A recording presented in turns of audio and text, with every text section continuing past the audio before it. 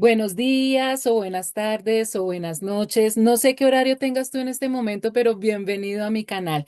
¿Qué es lo que vamos a hacer hoy? Vamos a estudiar la palabra. Por eso te invito, mientras yo comparto las diapositivas, a que te pongas cómodo o si quieres ve por tu bebida preferida. Por favor, quita todo distractor que pueda haber cerca de ti y vamos a pedirle al Espíritu Santo que nos lleve con esa paciencia que Él tiene, que nos regale sabiduría, inteligencia para poder comprender todo lo que nos va a enseñar el día de hoy, para que lo podamos multiplicar con otras personas y sobre todo para que lo podamos poner en práctica en nuestra vida diaria. Si tú me has acompañado en otras clases, muchas gracias por tu constancia, por tu disciplina, por el cariño que siempre me demuestras. Pero si tú estás conmigo por primera vez, este es un grupo que se llama Del Génesis al Apocalipsis. Mi nombre es Liliana Parga. Bienvenidos, mucho gusto. Y como te decía, vamos a estudiar la palabra de Dios. Hoy nos encontramos en la clase número 150, clase número 150. Si tú quieres ver las 149 clases anteriores, es muy fácil. Entras a YouTube, pones Liliana Parga. Vas a encontrarte con un icono con flores rojas, le haces clic, por favor te suscribes y en la sección de videos vas a encontrar todas las clases. Cualquier pregunta, sugerencia, comentario, también la puedes hacer en el email lilipargas@yahoo.com. ¿Qué vas a encontrar en estas 150 clases? Ya estudiamos todos los libros del Nuevo Testamento. En este momento estamos estudiando los libros del Antiguo Testamento. Ya encuentras ahí en esas clases todo el Génesis y ahora estamos empezando con el libro del Éxodo.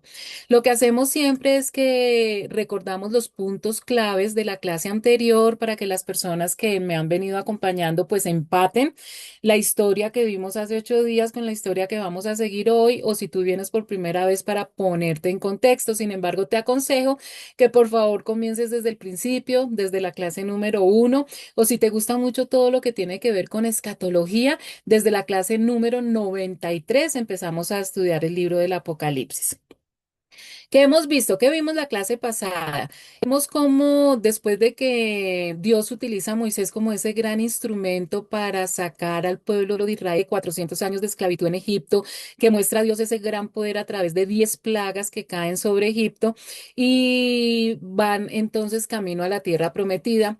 Se establece el mandato divino de que los israelitas deben consagrar, es decir, que deben apartar a Dios todo primogénito de Israel, tanto humano como animal, después de que ocurrió la 10ª plaga sobre Egipto, que fue la muerte de los primogénitos. Hay una serie de instrucciones. Este ritual de los primogénitos no solamente se va a convertir en una ley, sino que algo muy hermoso porque va a ser una herramienta educativa diseñada especialmente para que las futuras generaciones, los nietos, los bisnietos, cuando preguntaran por qué se está haciendo todos estos rituales, todo lo de la cena, ¿para qué es esto? Pues aprendieran sobre la intervención divina en toda esta historia de la salida de Egipto. Entonces se establece la conmemoración anual de la salida de Egipto mediante la fiesta de los panes sin levadura. A ver. ¿Cómo vamos? Sale la nación de Israel de Egipto y Dios les empieza a dar una serie de instrucciones que van a cambiar radicalmente la historia de Israel. Empezando porque ya es una nación. Recuerden que cuando Jacob llega a Egipto 400 años antes, era una familia grande de 70 personas, pero ya al salir de Egipto son una nación. Recuerden que el Señor escoge, forma esta nación de Israel porque tiene dos propósitos principales que van a bendecir a toda la humanidad, que a través de la nación de Israel llegue el manual de instrucciones para nosotros, la Biblia, y que a través de ellos llegue el Salvador, el Señor Jesucristo. Entonces ya salen de Egipto como una nación hecha y derecha. Por eso es que Dios empieza a darles una serie de instrucciones porque como nación santa, es decir, nación apartada, escogida por Dios, pues tienen que cumplir también unos rituales. Empieza porque Dios les cambia el calendario y Dios les dice que a partir de ahora van a empezar un nuevo calendario, van a empezar un nuevo año y que ese va a ser el primer mes del año que se conoce como el mes de Nisan y que van a celebrar esa fiesta conocida como la Pascua Pascua, recuerden que eso lo vimos la clase pasada, donde preparan esa cena y bueno, Dios les da una serie de instrucciones. Entonces, esa primera noche, esa primera fiesta que empiezan a celebrar los israelitas en honor a Dios, la primera es la Pascua, pero al día siguiente se empiezan a celebrar otra fiesta que se conoce como la fiesta de los panes sin levadura, que dura 7 días, es decir, que se pegan dos fiesticas, la Pascua y la fiesta de los panes sin levadura, en total 8 días de conmemoración. Fuera de eso, recuerden ustedes que José, cuando estudiamos en el Génesis, José había pedido que sus huesos fueran llevados cuando Dios visitara a su pueblo para sacarlos de Egipto. Y llevar los restos de José fue un recordatorio constante para los israelitas de que su destino no era quedarse en Egipto, sino que eran regresar a Canaán, a la tierra prometida. Y también eso reforzaba la confianza en que Dios cumple sus promesas a largo plazo, incluso siglos después. Y aprendíamos una lección también para nosotros, que debemos empezar a conocer y a manejar el tiempo kairos de Dios y el tiempo cronos de nosotros, para que sepamos con certeza de que Dios nunca llega tarde, sino que pues Él maneja todo desde el punto de vista de la eternidad. Y lo que para nosotros es mucho tiempo, realmente cuando confiamos totalmente en Dios, sabemos que va a actuar en el momento perfecto. Dios les dice que empiezan un nuevo camino, una ruta que va hacia la tierra prometida, y refuerza la confianza en que Dios cumple sus promesas a largo plazo y que iba a ir delante de ellos, que no los iba a dejar solos en un lugar desconocido. Y por eso se va a presentar como una columna de fuego y una columna de nube, simbolizando la chequina de Dios, es decir, la presencia de Dios que los iba a guiar todo el camino. Recuerden que de día Dios iba a estar presente ante el pueblo de Israel como una columna de nube, no solamente para que siguieran la columna de nube en el desierto, es decir, les estaba formando el camino, sino también para que esa columna de nube los protegiera del sol ardiente. Recuerden que el desierto tiene un clima muy raro, de día hacen temperaturas más arriba de 40 grados y esta columna de nube les iba a dar sombra, y de noche sería una columna de fuego que iluminaría el campamento y también les iba a permitir viajar de noche, pero fuera de eso los iba a calentar porque en la noche las temperaturas se bajan a bajo cero. Entonces, miren esa doble función tan hermosa que iba a cumplir. Dios no los llevó por el camino que atraviesa la tierra de los filisteos, que era el más corto, es decir, de Egipto hasta comenzar la tierra prometida, la tierra de Canaán. Los eruditos piensan que no se iba a llevar más de 8, 10, 12 días máximo. Sin embargo, Dios no los lleva por ese camino, sino que hace un desvío porque Dios conoce las limitaciones de su pueblo y no, al igual que a nosotros, no iba a permitir que fueran a pasar por pruebas superiores a sus fuerzas. Dios sabía que el miedo a la guerra, porque ellos no eran un pueblo militar, habían estado esclavos 400 años construyendo, haciendo ladrillo, y el encontrarse con los filisteos, que era un pueblo tan guerrero, tan bélico, tan violento. Recuerden que todos estos pueblos cananeos eran totalmente demoníacos. Cuando ellos, si se hubieran ido por ese camino corto al encontrarse con los filisteos, pues se iban a arrepentir de su libertad. Al desviar a Israel, Dios los llevó entonces hacia el Mar Rojo para evitar ese encuentro con los filisteos, pero con una segunda intención también, porque se estaba preparando el escenario para uno de los mayores milagros que también vamos a ver aquí en el Éxodo, que fue la división del Mar Rojo.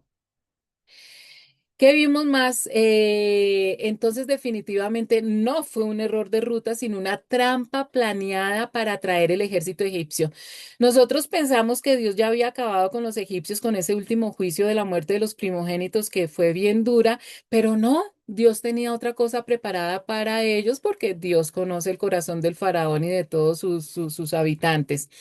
Esto de que el pueblo de Israel se hubiera ido por otro camino haría pensar al faraón que se habían perdido, que estaban acorralados, y el faraón iba a reconsiderar el haberlos dejado libres y los iba a perseguir. Y este pasaje subraya el conflicto que hemos visto en todo el libro del Éxito, de la soberanía de Dios contra la terquedad del ser humano. Y está preparando el escenario para el milagro del Mar Rojo, donde Dios, vamos a ver, que va a pelear por su pueblo. Los israelitas, al ver al faraón que venía con esos 600 carros a caballo a toda carrera, entran en pánico. y empiezan a clamar, no solamente a clamar, sino a reclamarle a Dios y a reclamarle a Moisés, prefiriendo la esclavitud. Nos vamos a dar cuenta que cada vez que ellos sienten miedo, dicen que preferían haberse quedado en Egipto como esclavos, una cosa absurda. Y les dice eso a Moisés, que ellos hubieran preferido quedarse como esclavos en Egipto antes que morir en el desierto. Primero, esto muestra una falta de fe inicial al olvidar las plagas anteriores y también el olvidar que Dios los protegió en medio de esas plagas que cayeron sobre Egipto. Dios entonces instruye a Moisés a usar su vara, la gran vara de Moisés con la que hizo todos los juicios sobre Egipto, que la extienda y que no solamente va a haber un milagro a través de esa vara, sino también aquí nos está indicando que el líder es el que debe tomar acción física como señal de obediencia para que ocurra el milagro de dividir el mar en seco. Esto también es un llamado para los cabezas de hogar, los padres, si no hay un papá como cabeza de hogar, la mamá en las empresas, son los líderes los que tienen que dar ese primer paso de fe y de confianza. Cuando Moisés obedece a Dios, los israelitas cruzaron en seco con muros de agua a ambos lados, lo que simboliza la liberación divina, el paso de la esclavitud a la libertad y sobre todo el poder absoluto de Dios sobre la naturaleza que la utiliza para salvar a su pueblo. Los egipcios, cuando ven esto, con sus carros y sus jinetes, también entran ciegamente al lecho del mar persiguiendo a Israel, pero Dios nuevamente interviene de una manera milagrosa, causándoles confusión, porque lo que hicieron los israelitas fue que pasaron en seco, pero cuando entran los egipcios, lo que era normal, el piso del fondo del mar estaba lleno de lodo, de fango. Entonces las ruedas de los carros se traban, dificultando su marcha, y ahí es cuando los egipcios se dan cuenta que Dios está peleando por Israel y intentan devolverse, pero ya es muy tarde.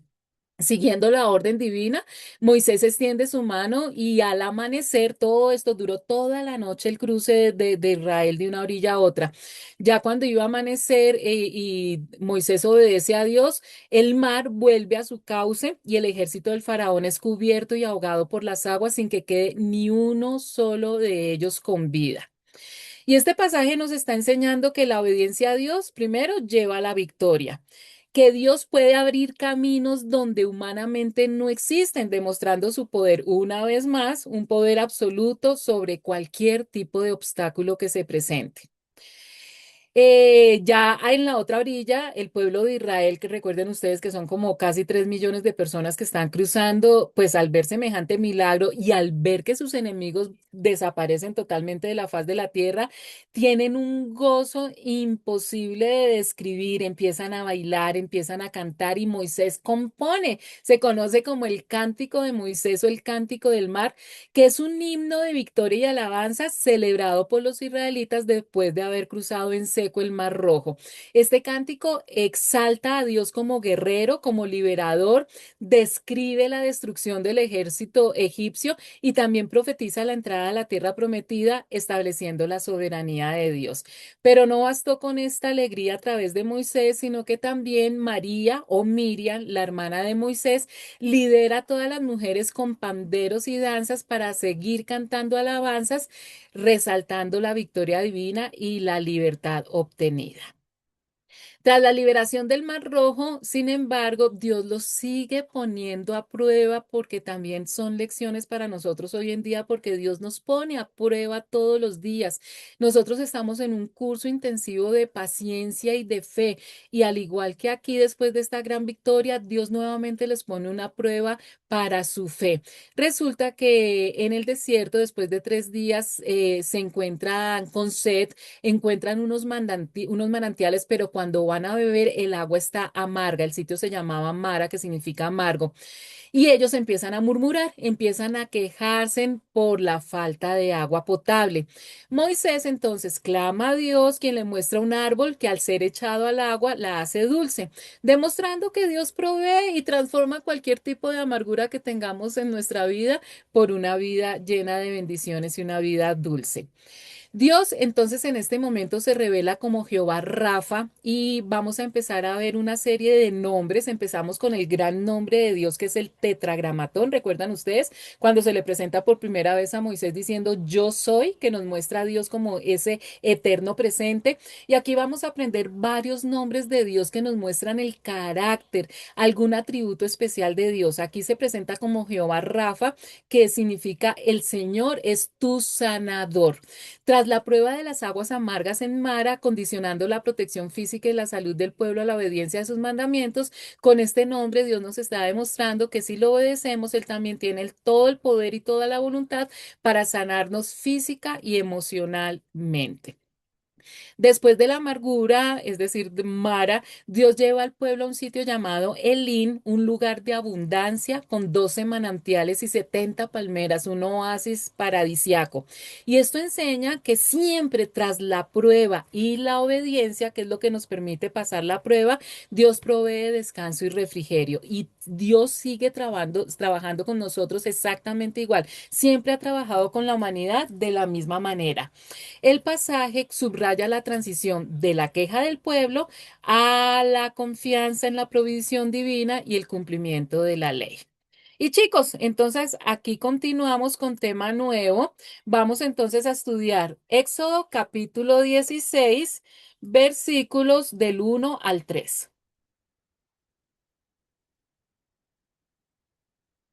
¿Qué dice? Toda la comunidad israelita partió de Elín y llegó al desierto de Sin, que está entre Elín y el Sinaí. Esto ocurrió a los 15 días del mes segundo después de su salida de Egipto. Allí en el desierto, toda la comunidad murmuró contra Moisés y Aarón. ¿Cómo quisiéramos que el Señor nos hubiera quitado la vida en Egipto? Les decían los israelitas. Allá nos sentábamos en torno a las ollas de carne y comíamos pan hasta saciarnos. Ustedes nos han traído a este desierto para matar de hambre a toda la comunidad. Y parece mentira, chicos, pero nos vamos a encontrar con este escenario muchas veces. Y esto precisamente marca un punto crítico en la narrativa del Éxodo, donde la alegría de la liberación en el Mar Rojo se convierte nuevamente en una queja debido a las dificultades físicas del desierto.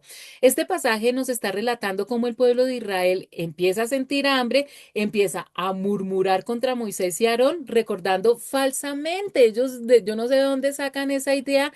Recuerdan falsamente la abundancia en Egipto y dudando de la provisión divina. Se les olvida todas las penurias horribles que vivieron en Egipto mientras eran esclavos. Hasta ya se están imaginando cosas. Y aunque la queja se dirige a Moisés y Aarón, el texto sugiere que es un cuestionamiento directo a la provisión y el liderazgo de Dios. El hambre les hace olvidar la crueldad de la esclavitud, idealizando su pasado en Egipto. A veces también a nosotros nos ocurre, ¿no? A veces nos vamos de vacaciones o pasamos por situaciones que no son tan buenas, pero cuando les contamos a otras personas, ya sea para que las otras personas piensan que la pasamos muy rico, aumentamos, ¿no es cierto? Las cosas buenas que nos han pasado y cada vez que contamos la historia de nuestras vacaciones, le añadimos más cosas buenas que hasta nosotros mismos después nos las creemos. Este pasaje inicia la narración donde Dios pone a prueba la obediencia y la confianza de su pueblo en su provisión diaria, lo que lleva a la provisión sobrenatural de otro gran milagro que vamos a ver más adelante, que es el famosísimo maná. ¿Qué es lo que pasa? Dios, como quiere que nosotros estemos con Él por amor y no por obligación, nos vive probando qué tanto le amamos y eso lo prueba a través de nuestra fe. Si el pueblo de Israel hubiera pasado la prueba inmediatamente, o sea, tienen una dificultad y claman a Dios, no exigiéndole, sino primero agradeciéndole por todos los milagros que ha hecho desde el momento en que Moisés llegó por primera vez a Egipto a través de las 10 plagas y todo lo que ha pasado, y suplicándole que los vuelva a ayudar, pues no hubieran tenido que pasar nuevamente por pruebas de fe, que es lo que nos pasa también a nosotros. Dios nos repite a nosotros las pruebas porque no pasamos con éxito las primeras o las pasamos raspando, entonces tenemos que nuevamente habilitar la materia. Aquí está mostrando la inconstancia humana, porque mire, apenas un mes después de ser rescatados milagrosamente, el pueblo nuevamente estaba dudando del poder de Dios para mantenerlos con vida. Versículos 4 al 7. Entonces el Señor dijo a Moisés, voy a hacer que llueva pan del cielo. El pueblo deberá salir todos los días a recoger su ración diaria. Voy a ponerlos a prueba para ver si cumplen o no mis instrucciones. El día sexto recogerán una doble porción y todo esto lo dejarán preparado. Moisés y Aarón dijeron a todos los israelitas, esta tarde sabrán que fue el Señor quien los sacó de Egipto y mañana por la mañana verán la gloria del Señor. Ya Él sabe que ustedes andan murmurando contra Él. No somos nadie para que ustedes murmuren contra nosotros. Entonces aquí nos damos cuenta que Dios promete hacer llover pan del cielo. Esta provisión no es solo alimento físico, sino una demostración de su cuidado constante y su poder sobrenatural para sostener a su pueblo. Entonces, ya hemos aprendido que a Dios le encanta probarnos, primero para probar nuestra fe. ¿Qué tanto nosotros verdaderamente confiamos de que Dios nos ama, de que Dios puede y que Dios nos cuida? Y aquí la otra parte es qué tanto lo obedecemos. Esta prueba es para saber cómo estamos en obediencia. Dios ordena recoger una porción diaria, es decir, la porción de un día en su día correspondiente para evaluar si el pueblo confía en él y sigue sus instrucciones, especialmente respecto al descanso en el séptimo día. Entonces aquí va a haber algo maravilloso porque recuerden ustedes que en este momento Dios todavía no le ha dado a Israel los 10 mandamientos. Esto va a ser más adelante cuando ellos acampen en el monte Sinaí y Moisés suba a la montaña y Dios le da los 10 mandamientos y todas las instrucciones para hacer el tabernáculo y una cantidad de instrucciones. Aquí todavía no tienen los 10 mandamientos, pero fíjense que Dios ya los está preparando para el famosísimo día de reposo, para el Shabbat. Al enseñarles a recoger el doble el sexto día, Dios establece el principio del sábado, el día de reposo, y muestra que Él proveerá incluso cuando no trabajen.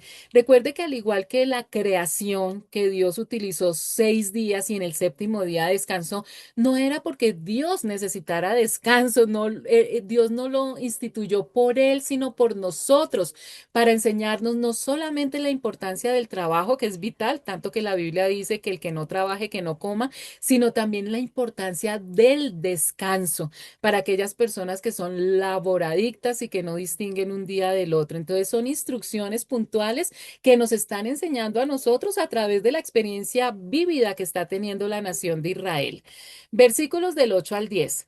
Y añadió Moisés. Esta tarde el Señor les dará a comer carne y mañana los saciará de pan, pues ya los oyó murmurar contra él. Porque ¿quiénes somos nosotros? Ustedes no están murmurando contra nosotros, sino contra el Señor. Luego se dirigió Moisés a Aarón. Dile a toda la comunidad israelita que se acerque al Señor, pues los ha oído murmurar contra él. Mientras Aarón hablaba con toda la comunidad israelita, volvieron la mirada hacia el desierto y vieron que la gloria del Señor se hacía presente en una nube. Fíjense aquí cómo nos está repitiendo para que nosotros aprendamos que uno de los pecados que más detesta el Señor es la murmuración contra Él. Y Moisés les hace entender que sus quejas por falta de comida no son realmente contra Él o contra Aarón, sino contra el mismo Señor, porque no fueron ellos los que hicieron esos milagros de protegerlos y de sacarlos de Egipto, es Dios. Entonces, cuando se están quejando, no lo están haciendo por Aarón y Moisés, sino contra Dios. La provisión de carne que Dios les promete, el famoso maná, no es solo para saciar el hambre, sino una demostración más de la gloria de Dios. Entonces, Dios le ordena a Moisés que convoque a la congregación, a toda la congregación que se presenten ante él. Esto significa que incluso en medio de la rebeldía, Dios busca revelar su presencia y dar instrucciones. Cualquier otro Dios, si existiera de esos dioses paganos, enseguida con su ira hubiera acabado con toda esta nación incrédula, pero Dios les dice a Moisés, bueno, díganle a todos que se acerquen porque voy a darles más instrucciones y voy a mostrarles mi poder.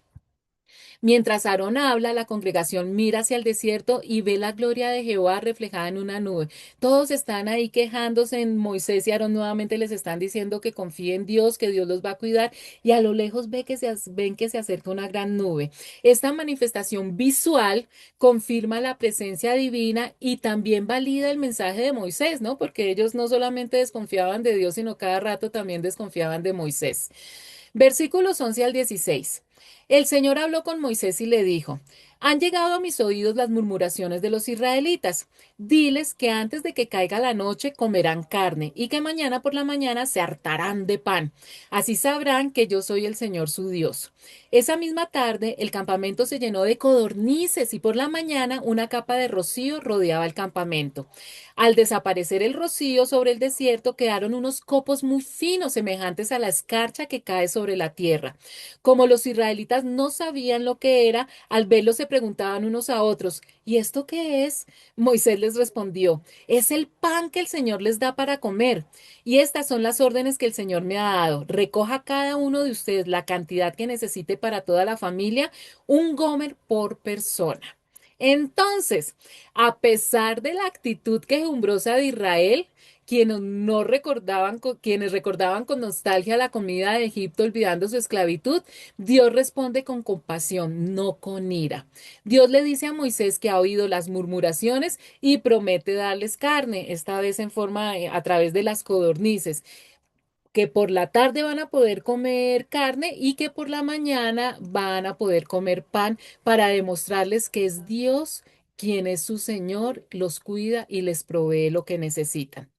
Por la tarde, efectivamente, llegó una nube llena de codornices que cubrieron todo el campamento, y por la mañana una capa de rocío trajo consigo una sustancia desconocida. El término maná, la palabra maná, significa literalmente, ¿qué es eso? Porque los israelitas cuando por la mañana salieron y vieron todo el suelo cubierto con estos copos blancos, pues lógicamente se preguntaban, ¿y qué es esto? Ahí la palabra que utilizan es maná, reflejando el asombro de los hebreos ante la provisión divina. Dios entonces da instrucciones específicas. Ojo que aquí se está probando la obediencia. Cada uno debía recoger un gomer, que son aproximadamente 2 litros. A algunas otras interpretaciones dice que son 1,2 litros específicamente por persona. El maná debía recogerse diariamente, lo que enseñaba al pueblo a confiar en Dios día tras día. La enseñanza de la Biblia, cada día tiene su propio afán, se refiere a esto. Cada día ellos tenían que recoger la porción que iban a comer en ese día, en lugar de acumular. Ni el que recogió mucho tuvo de más, ni el que recogió poco tuvo de menos. La provisión divina es suficiente para cada persona. Mire lo que nos dicen estos versículos del 17 al 20. Así lo hicieron los israelitas. Algunos recogieron mucho, otros recogieron poco, pero cuando lo midieron según el Gomer, ni al que recogió mucho le sobraba, ni al que recogió poco le faltaba. Cada uno recogió la cantidad necesaria. Entonces Moisés les dijo, nadie debe guardar nada para el día siguiente. Hubo algunos que no hicieron caso a Moisés y guardaron algo para el día siguiente, pero lo guardado se llenó de gusanos y comenzó a apestar. Entonces Moisés se enojó contra ellos. Acuérdense que se está probando la obediencia, pero no pasaron la prueba. Dios provee para cada uno según su necesidad, no según su codicia o su esfuerzo desmedido. Esto enseña dependencia divina y sobre todo equidad, la justicia para todo el mundo igual. El maná fue una forma de probar su obediencia y fe en que al día siguiente habría más comida.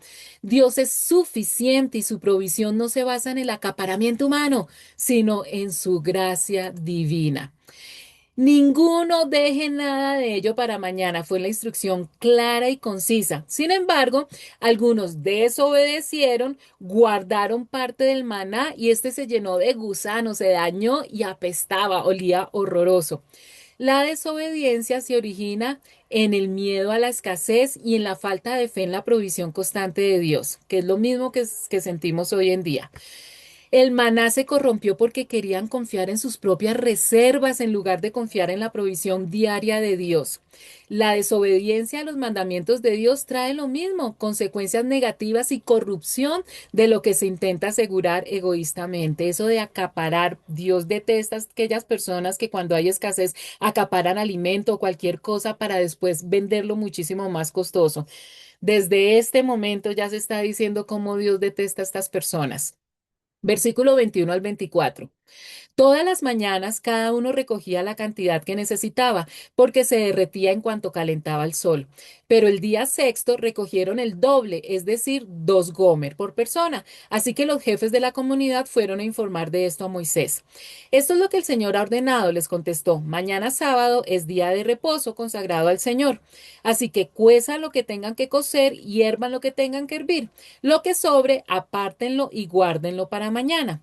Los israelitas cumplieron las órdenes de Moisés y guardaron para el día siguiente lo que les sobró y no se pudrió ni se agusanó. Los israelitas debían depender de Dios diariamente, lección que va para nosotros hoy en día también. No podían acumular para el futuro. Dios nos promete que nos va a dar lo que necesitamos diariamente. Esto primero nos enseña disciplina, pero sobre todo nos enseña que debemos confiar en que Dios proveerá nuevamente al día siguiente cuando lo necesitamos. El hecho de que se derritiera el maná con el sol simboliza que era un regalo fresco y perecedero diseñado para la dependencia diaria. Dios le encanta que nosotros dependamos de él. Versículos 25 al 30. Cómanlo hoy sábado, les dijo Moisés, que es el día de reposo consagrado al Señor. Hoy no encontrarán nada en el campo. Deben recogerlo durante 6 días porque el día séptimo, que es sábado, no encontrarán nada. Algunos israelitas salieron a recogerlo el día séptimo, pero no encontraron nada. Así que el Señor dijo a Moisés, ¿hasta cuándo seguirán desobedeciendo mis mandamientos e instrucciones? Tomen en cuenta que yo, el Señor, les he dado el sábado. Por eso en el día sexto les doy pan para 2 días. El día séptimo nadie debe salir, todos deben quedarse en donde estén. Fue así como los israelitas descansaron el día séptimo. Moisés ordena que durante 6 días recogieran el maná. La instrucción, llevamos varios pasajes, se dio de una manera clara y concisa. Nuevamente Moisés les recuerdan, 6 días recogen cada día el maná, pero el sexto día van a recoger doble porción, porque en el séptimo día no van a encontrar nada en el campo, porque ese día es de reposo sagrado para el Señor. Entonces, el día anterior al sábado, el sexto día, el maná no se dañaba ni producía gusanos cuando ellos lo guardaran, lo que permitía tener alimento para el día de descanso. A pesar de la orden clara, algunos salieron a recoger maná el séptimo día, lo que provocó el reproche de Dios por su falta de fe y desobediencia constante a sus leyes. Entonces, lo mismo, desobedecen, pero esta vez al contrario, no es que recojan más para guardar al otro día, sino que esta vez recogieron doble porción, pero se la comieron. Quién sabe, alguien a medianoche le dio hambre y se comió lo que tenían guardado para el otro día y cuando salieron el séptimo día a recoger, no había nada. Les tocó hacer ayuno obligatorio. Dios establece de esta manera el sábado, el Shabbat, para que el pueblo reposara de su trabajo físico y dependiera totalmente de él. Entonces, cuando Dios le da a Moisés los 10 mandamientos y se le da el mandamiento de guardar el sábado, ellos ya estaban familiarizados con esta instrucción. La indicación de quédense en cada uno en su lugar subraya la importancia de detener la actividad laboral y confiar en que Dios supliría las necesidades. Eso no querría decir que se quedaran encerrados en su casa, sino que tenía que ser un día diferente, no salir a trabajar, sino algo más en familia y sobre todo para darle la gloria a Dios. Versículos 31 al 36.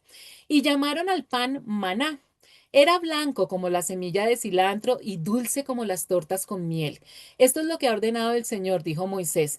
Tomen un gomer de maná y guárdenlos para que las generaciones futuras puedan ver el pan que yo les di a comer en el desierto, cuando los saqué de Egipto. Luego Moisés dijo a Aarón, toma una vasija y pon en ella un gomer de maná. Colócala después en la presencia del Señor a fin de conservarla para las generaciones futuras. Aarón puso el maná junto a las tablas del pacto para que fuera conservado como se le ordenó el Señor a Moisés. Comieron los israelitas maná 40 años hasta que llegaron a los límites de la tierra de Canaán, que fue su país de residencia. La medida a la que llamaban Gomer era la 10ª parte de un efa. Y me encanta este último versículo porque tratan de ayudarnos para que entendamos cuando nos dicen que la medida a la que llamaban Gomer, estamos locos porque no sabemos cuánto era Gomer y nos dice, fácil, es la 10ª parte de un efa. Quedamos en las mismas, menos mal que estas últimas versiones ya nos la pasan a litros. Y aquí este pasaje es importante, chicos, porque Aquí se dan una serie de instrucciones que nosotros las entendemos porque todo esto que ellos están viviendo para nosotros ya es historia, ya pasó. Pero en el momento en que Dios les da las instrucciones, ellos no las debieron entender muy bien porque aquí todavía no han pasado ciertas cosas. Aquí nos están contando que la instrucción es dada que guarden una porción del maná en una vasija para que las generaciones futuras conocieran cuál era ese pan caído del cielo, y aquí nos dice que las guardaron junto con las tablas de los 10 mandamientos, pero ellos todavía no han recibido esas tablas, ni han construido el arca del pacto, en fin. Acá nos están dando la explicación de lo que pasó en el futuro. Ellos todavía no lo saben. Se describe que el maná era como semilla de culantro o de cilantro blanco y su sabor era como hojuelas con miel. Era un alimento provisto milagrosamente por Dios, no era cultivado por el hombre. En ningún momento ellos sembraron semillas de maná y cosechaban, no, todos los días caía del cielo. Dios ordena a Moisés que guarden una porción, un gomer, que es una medida aproximadamente de 2.2, 2 litros, 1.2. Hay varias interpretaciones, o una décima parte de un efa de maná en una vasija. Esta vasija debía ser colocada delante del Señor más tarde, cuando Dios diera las instrucciones de construir el arca de la alianza o el arca del pacto, para que las generaciones futuras vieran cómo Dios alimentó a su pueblo al salir de Egipto. Aarón, pues cumplió las instrucciones, puso el maná en la vasija y más tarde, cuando tuvo el arca, pues colocó en el arca. Ya sabemos que en el arca del pacto iban las dos tablas con los 10 mandamientos, el maná y la vara de Aarón, pero esa historia la vamos a ver más adelante. Los israelitas comieron maná durante todo su viaje de 40 años hasta que llegaron a la frontera de la tierra de Canaán, momento en que el maná cesó al comenzar ahí empezaron a comer del fruto de la tierra prometida. Esto, por ejemplo, ellos no lo saben. Ellos todavía no saben que van a durar 40 años para llegar a la tierra prometida, porque recuerden que era un viaje de máximo 12 días. Pero precisamente porque ellos no lograron pasar las pruebas que Dios les puso y en todo momento estaban quejándose, no pasaron las pruebas de fe ni las de obediencia, como castigo, toda esa generación que salió de Egipto no va a entrar a la tierra prometida. Y lo que Dios hace es que los pone a dar vueltas en el desierto 40 años hasta que mueran. Ellos no lo saben en ese momento, pensaron que iban a comer maná 10, 12 días, pero resultan comiendo maná 40 años. Y este capítulo cierra clarificando que un gomer es la décima parte de un efa, la cual es la ración diaria por persona. Entramos, chicos, entonces a Éxodo capítulo 17 y vamos a estudiar los versículos del 1 al 4 que dicen: Toda la comunidad israelita partió del desierto de Sin por etapas, según lo había ordenado el Señor. Acamparon en Refidín, pero no había allí agua para que bebieran, así que altercaron con Moisés. Danos agua para beber, le exigieron. ¿Por qué pelean conmigo?, se defendió Moisés. ¿Por qué provocan al Señor? Pero los israelitas estaban sedientos y murmuraron contra Moisés.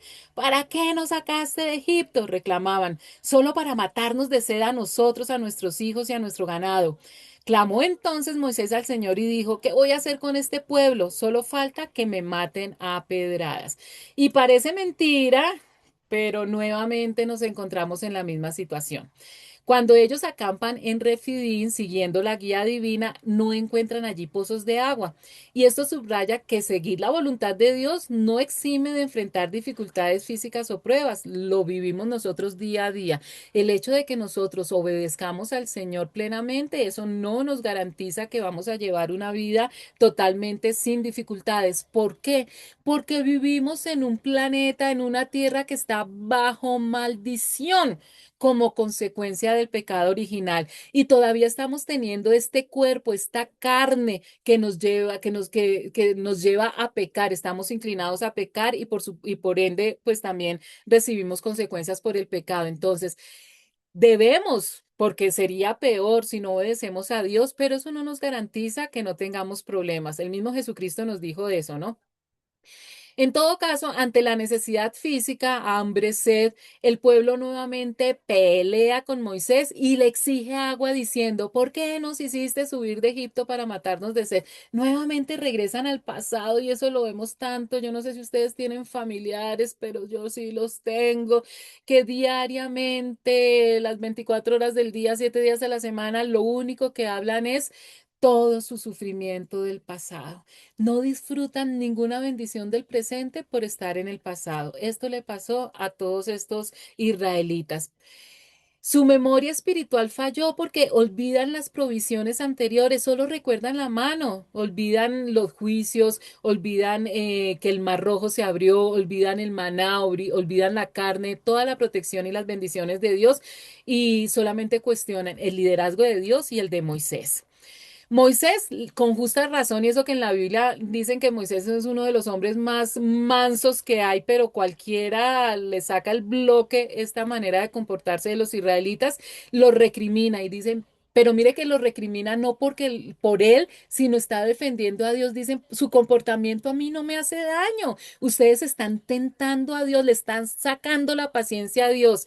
Tentar a Dios al dudar de su presencia y fidelidad a pesar de las evidencias exigiendo milagros bajo amenaza. Ni siquiera están yendo ante Dios como papá, ayúdame, sino es amenazando. Moisés pues clama a Dios reconociendo la desesperación de la situación y el peligro inminente de ser inclusive apedreado. Él se siente en peligro físico por ese pueblo enfurecido y desagradecido. Versículos 5 al 7. Adelántate al pueblo, le aconsejó el Señor, y llévate contigo algunos jefes de Israel, pero lleva también la vara con que golpeaste el Nilo. Ponte en marcha, que yo estaré esperándote junto a la roca que está en Horeb. Dale un golpe a la roca y de ella brotará agua para que beba el pueblo. Así lo hizo Moisés a la vista de los jefes de Israel. Además, a ese lugar lo llamó Masá y también Meribá, porque los israelitas habían probado al Señor y altercado con él al decir, ¿está o no está el Señor entre nosotros? Igualados. Dios ordena a Moisés tomar su vara, acuérdense que es el símbolo de la autoridad divina, y que golpee esa roca. Ese sitio se conoce Oreb, en las iglesias infantiles tienen un canto, ¿no? Sobre la roca de Oreb. Y milagrosamente, como lo ha demostrado el Señor todo este tiempo, sale agua de la roca y no cualquier agua, agua potable, agua dulce, agua fresca. Y Moisés llama a ese lugar Masá, que significa prueba, y Meribá, que significa rencilla o pleito, precisamente porque el pueblo dudó de la presencia de Dios y se puso a pelear con Dios y con Moisés.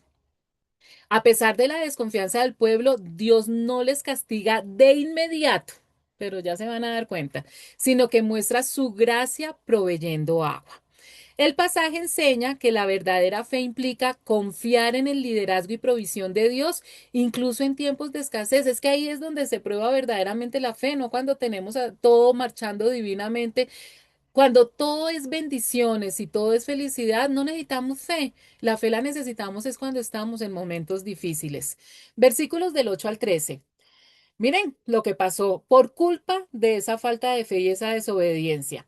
Los amalecitas vinieron a Refidín y atacaron a los israelitas.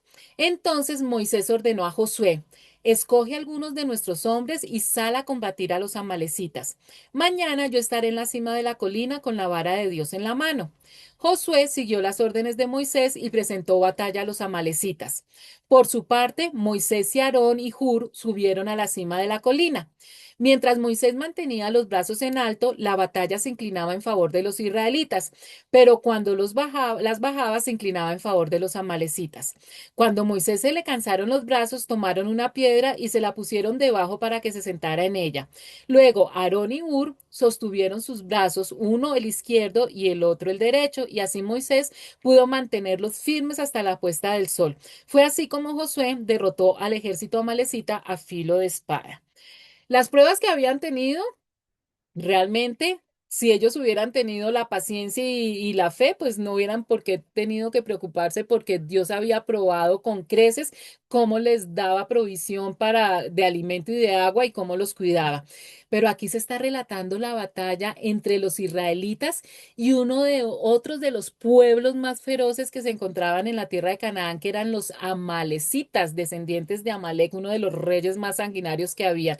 Ellos llegan a un sitio llamado Refidín y allí se encuentran con los amalecitas. Y este es un episodio clave porque destaca la importancia de la intercesión, la dependencia de Dios y el trabajo en equipo en medio de la lucha espiritual y física. Aquí nos está dando claves importantísimas para nosotros ponerlas en práctica hoy en día. Primero, el nosotros jamás dudar que Dios tiene todo bajo control y que intercede cuando estamos en problemas. Segundo, que nosotros definitivamente dependemos de Dios. Por sí solos no podemos hacer absolutamente nada. Y tercero, lo que le agrada a Dios y que siempre lo utiliza, que trabajemos en equipo en medio de la lucha. Por eso es que el Señor nos dice que nosotros no nos debemos dejar de congregar y que somos como ovejas porque vivimos en manada unos con otros y definitivamente la única manera de ganar grandes luchas espirituales y físicas es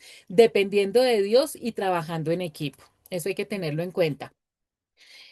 Moisés ya estaba muy anciano, ya tiene más de 80 años, lógicamente no se iba a meter en la batalla. Aquí nos damos cuenta que ya Dios está preparando a Josué, que es el que va a ser el líder cuando ellos reconquisten la tierra prometida. Moisés sube a la cima de la montaña para ver mejor el panorama, su hermano Aarón lo acompaña y otro israelita llamado Hur. Y Moisés se da cuenta que mientras él tiene, ¿se acuerdan que Dios siempre le dice a Moisés, levanta la vara, esa vara que muestra el poder de Dios? Cuando Moisés está con los brazos en alto y la vara en alto, los israelitas están ganando la batalla. Pero lógicamente Moisés se cansa. Prueben ustedes estar con los brazos arriba 1 hora o menos, 10 minutos, nadie aguanta. Moisés se da cuenta que cuando baja los brazos, entonces el ejército de los amalecitas empieza a ganar la batalla. Entonces, el trabajo en equipo, tanto Moisés como le ponen una piedra para que Moisés, el viejito, se siente y cada uno le sostiene uno de los brazos para que durante toda la batalla el ejército israelí pues gane y al final la batalla pueda ser un triunfo total para los israelitas. La postura de Moisés con las manos alzadas no es mágica, sino un gesto de oración intercesora, reconociendo que la victoria no depende de la fuerza militar, sino del auxilio divino. Si ven, estaba el ejército físico, los humanos, los israelitas estaban luchando, pero se necesitaba la intervención sobrenatural. Versículos 14 al 16. Entonces el Señor dijo a Moisés, pon esto por escrito en un rollo para que se recuerde y que lo oiga bien Josué. Yo borraré por completo bajo el cielo todo rastro de los amalecitas. Moisés edificó un altar y lo llamó El Señor es mi estandarte, y exclamó, porque levantó su mano contra el trono del Señor, la guerra del Señor contra Amalek será de generación en generación. Y aquí hay un dato también súper importante, chicos, que no lo debemos olvidar, porque Dios ordena a Moisés que escriba lo sucedido en un libro como memorial y asegurarse de que Josué lo escuchara, ya que Dios borraría por completo la memoria de Amalek bajo el cielo. Ya hemos estudiado todo este tiempo la importancia de la tradición oral. Desde que el pueblo nace de Israel, Dios le ordena a todos los israelitas que debe contarles a todas las generaciones futuras todo lo que está pasando desde el momento en que empiezan a caer las plagas. Esto es la tradición oral que es tan importante.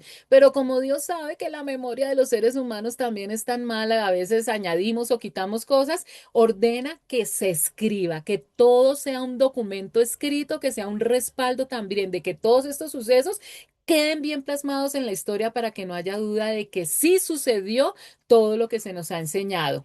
Y también aquí empieza también el Señor a demostrarles que todos estos pueblos cananeos, pueblos paganos, van a ser disciplinados, que las consecuencias de sus grandes pecados van a ser ejecutados a través de la mano de Israel, porque Dios los va a aniquilar, porque más adelante se van a dar cuenta que Dios le ordena a la nación de Israel que así como va a aniquilar a los amalecitas, tiene que suceder lo mismo con todos los otros poblados, todas las otras poblaciones, los grupos que hay en Canaán.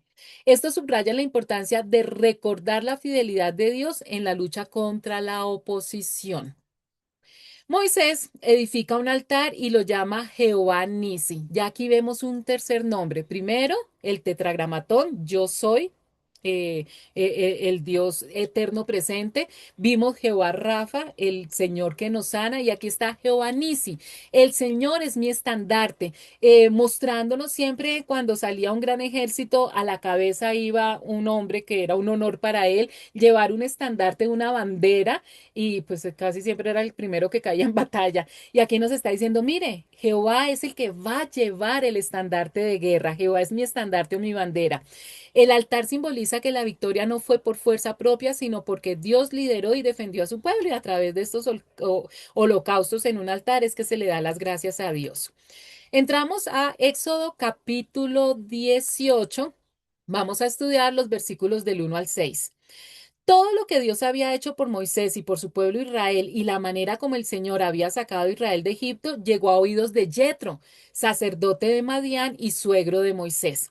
Cuando Moisés despidió a Séfora, su esposa, Jetro la recibió a ella y a sus 2 hijos.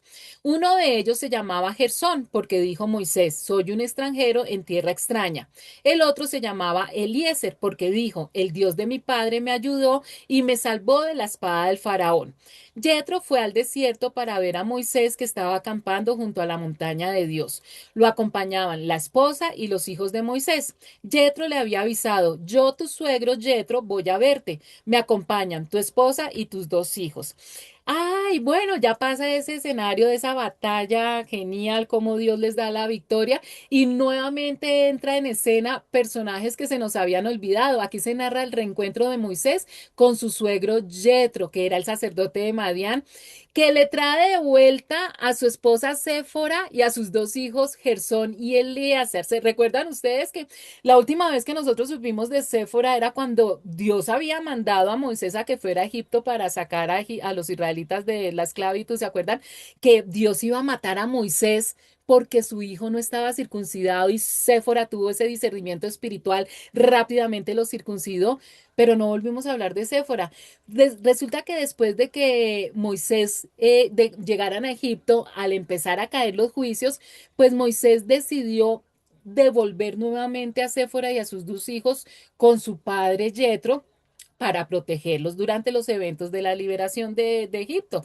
Entonces, por eso es que Jetro, miren esto tan importante, tras escuchar todo lo que Dios había hecho por Moisés y por los israelitas, más rápido pues que las redes sociales hoy en día, ya había llegado a donde se encontraba Jetro con su familia, el resto de la familia en Madián. Ya habían llegado las historias de todo lo que Dios había hecho en Egipto y cómo se había acabado Egipto y todo lo que estaba haciendo en el recorrido. Esto subraya que la liberación de Egipto fue un evento conocido internacionalmente y que sirvió como testimonio del poder de Dios incluso para los no judíos. Versículos 7 al 12. Moisés salió al encuentro de su suegro, se postró ante él y lo besó. Luego de intercambiar saludos y desearse lo mejor, entraron en la tienda de campaña. Allí Moisés contó a su suegro todo lo que el Señor había hecho al faraón y a los egipcios en favor de Israel, todas las dificultades con que se habían encontrado en el camino y cómo el Señor los había salvado. Jetro se alegró de saber que el Señor había tratado bien a Israel y lo había rescatado del poder de los egipcios, y exclamó: alabado sea el Señor que los salvó a ustedes del poder de los egipcios, alabado sea el que salvó a los israelitas del poder opresor del faraón. Ahora sé que el Señor es más grande que todos los dioses, por lo que hizo a quienes trataron a Israel con arrogancia. Dicho esto, Jetro presentó a Dios un holocausto y otros sacrificios, y Aarón y todos los jefes de Israel se sentaron a comer con el suegro de Moisés en presencia de Dios. Aunque Moisés, a pesar de ser el líder de una gran nación, aquí está mostrando una profunda humildad y respeto hacia su suegro. Sale cuando lo recibe Jetro, se inclina ante él y lo besa, que eso son acciones totalmente de respeto. Entonces Moisés narra todas las maravillas que Jehová había hecho a Israel, lo cual Jetro pues ya había escuchado, pero qué chévere escucharlo de la voz que había sido protagonista directamente de todas esas historias. Yetro se alegra profundamente al escuchar cómo Dios libró a Israel de los egipcios. Y entonces aquí también pasa algo muy bonito porque en este momento Yetro reconoce la superioridad del Dios de Israel sobre todos esos dioses falsos que adoraban en esa región y exclama, bendito sea Jehová que os libró de mano de los egipcios y hace algo que a Dios le agrada y era la costumbre de los israelitas, hacer un holocausto y un sacrificio honrando a Dios, dándole gloria a Dios y en agradecimiento por toda la protección. Y este pasaje culmina con Yetro ofreciendo holocaustos, sacrificios a Dios, seguido con una comida ritual, un banquete en la que participan Aarón y los ancianos de Israel. Y esto simboliza la comunión, la aceptación de Yetro en la adoración y una celebración de la victoria de Dios. Y ya para terminar, versículos 13 al 18 dice. Al día siguiente, Moisés ocupó su lugar como juez del pueblo y los israelitas estuvieron de pie ante Moisés desde la mañana hasta la noche. Cuando su suegro vio cómo procedía Moisés con el pueblo, dijo, ¿pero qué es lo que haces con esta gente? ¿Cómo es que solo tú te sientas mientras todo este pueblo se queda de pie ante ti desde la mañana hasta la noche? Es que el pueblo viene a verme para consultar a Dios, contestó Moisés. Cuando tienen un problema, me lo traen a mí para que yo dicte sentencia entre las dos partes. Además, les doy a conocer las enseñanzas y las leyes de Dios. No está bien lo que estás haciendo, le respondió su suegro, pues te cansas tú y se cansa la gente que te acompaña. La tarea es demasiado pesada para ti, no la puedes desempeñar tú solo. Entonces aquí vemos cómo después de todas esas celebraciones, ese banquete de la noche, al otro día Moisés sale a hacer una labor que no nos habíamos enterado que él hacía, y es que todos los días se ponía a la puerta de su tienda porque venían de toda la nación de Israel, venían a consultar a Moisés cuando se presentaba algún problema, ya sea a nivel administrativo o a nivel personal. Era Moisés el que actuaba como juez para solucionar todos los problemas del campamento. Moisés se sentaba solo para juzgar las disputas de la gente. El pueblo acudía a él para consultar a Dios y resolver sus conflictos. Esto demuestra, pues esto sí era muy bueno, la dedicación de Moisés, pero también una falta de estructura organizativa, ya que él era el único punto de referencia para una nación de millones de personas. Este pasaje resalta el peligro del liderazgo solitario y la necesidad de delegar responsabilidades. Otra gran lección para toda la humanidad que se debe tener en cuenta hoy también en todas las partes administrativas, ya sea en el hogar o en una empresa. Moisés estaba al borde del agotamiento físico y emocional.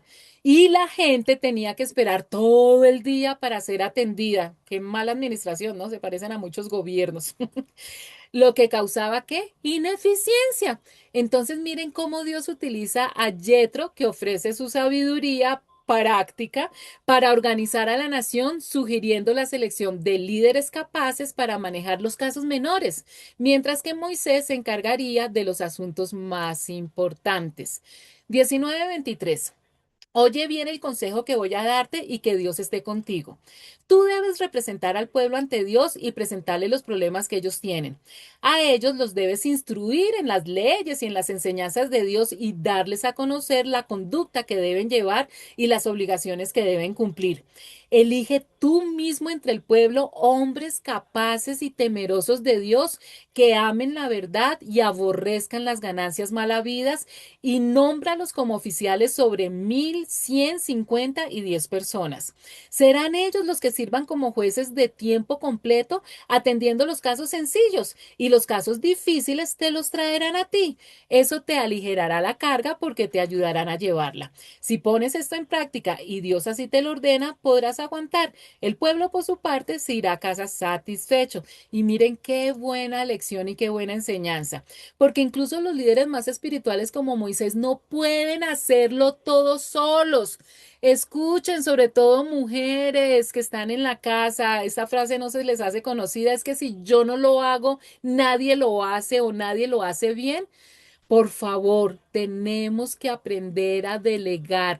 Si no confiamos, enseñemos, seamos buenas maestras y deleguemos. La delegación es esencial para la eficiencia y la salud mental del líder. Los líderes deben tener integridad moral, temor de Dios, honestidad, incorruptibilidad, no solo la capacidad intelectual, es decir, que cuando se capacita a un líder para delegarle algo, tiene que ser totalmente integral. Al establecer jueces menores, los casos sencillos se resuelven más cerca de la gente, aliviando la carga del líder principal. Y este pasaje es considerado uno de los fundamentos bíblicos sobre el liderazgo sabio, la gestión de equipos y la importancia de la estructura organizativa. Entonces, esta porción de la Biblia, para que se den cuenta que la Biblia no solamente es un libro espiritual, sino práctico, nos enseña absolutamente todo lo que los seres humanos debemos saber para nuestras vidas diarias. Versículos 24 al 27. Moisés atendió a la voz de su suegro y siguió sus sugerencias. Escogió entre todos los israelitas hombres capaces y los puso al frente de los israelitas como oficiales sobre 1,150 personas. Estos oficiales servían como jueces de tiempo completo, atendiendo los casos sencillos, pero remitiendo a Moisés los casos difíciles. Más tarde, Moisés despidió a su suegro, quien volvió entonces a su país. Como Moisés era el único que tenía acceso directo a Dios, Dios los instruía, entonces Moisés empezó a escoger de entre todo el pueblo gente capaz, no solamente en la parte intelectual, sino también en la parte moral y espiritual, y les daba las instrucciones de Dios y los capacitaba. Y cada uno de ellos entonces cogía a su cargo grupos de 1,000, de 100 o de 10 para delegar. Moisés escucha y acepta el consejo de Yetro, que ya es una decisión sabia. Entonces Moisés elige hombres capaces de entre Israel y los establece como jefes de grupos, miles, 150 y decenas, quienes juzgan los asuntos cotidianos, mientras que Moisés se encarga de los asuntos más difíciles. Y ya después de semejante consejo tan sabio, pues Yetro se despide y regresa a su tierra. Regresa a Madián, pero ya lo deja con una nación mucho más organizada. Y lo que pasa de aquí en adelante, chicos, entonces Dios mediante también de una manera más organizada, vamos a verla la próxima semana. Entonces, gracias por acompañarme, por escucharme hasta el final. Por favor, denle like para que estas clases se vayan de persona en persona, compártanlas con otras personas y nos vemos Dios mediante dentro de 8 días. Que tengan una semana linda, llena de salud, dinero, amor y bendiciones.